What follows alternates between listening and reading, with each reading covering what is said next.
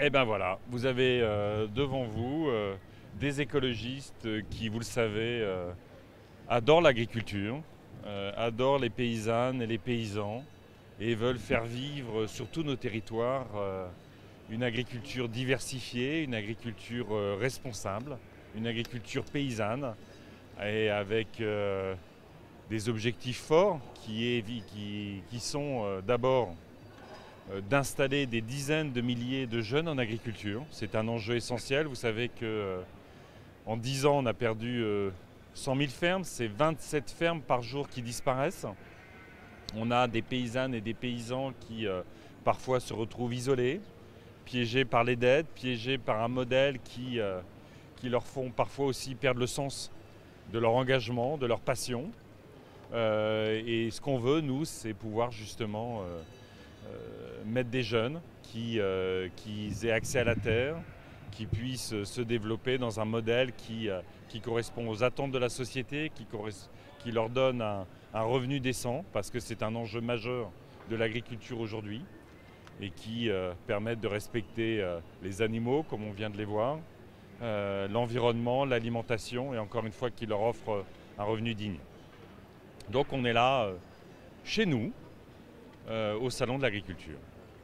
Qu'est-ce que vous dites aux exploitants qui ne sont pas dans l'agriculture que vous défendez, les grosses exploitations, que ce soit sur les élevages ou même les céréales? Vous leur dites quoi? Vous allez les rencontrer aujourd'hui? Mais nous rencontrons en permanence dans l'exercice de nos missions. Vous avez avec moi beaucoup d'élus locaux, nationaux, européens, dont beaucoup d'ailleurs sont issus de l'agriculture. Nous leur disons que ce que nous proposons, c'est un grand pacte avec le monde agricole, un grand contrat.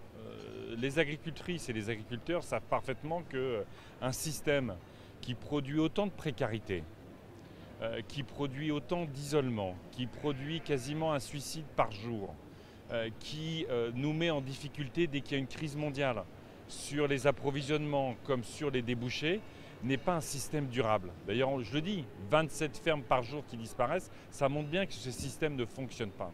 Donc on veut passer le grand contrat avec le monde agricole pour garantir des revenus dignes, décents, qui payent le travail réalisé, la protection de l'environnement. On sait la nécessité absolue de protéger la biodiversité, une alimentation de qualité, ce qui est l'attente des consommateurs évidemment.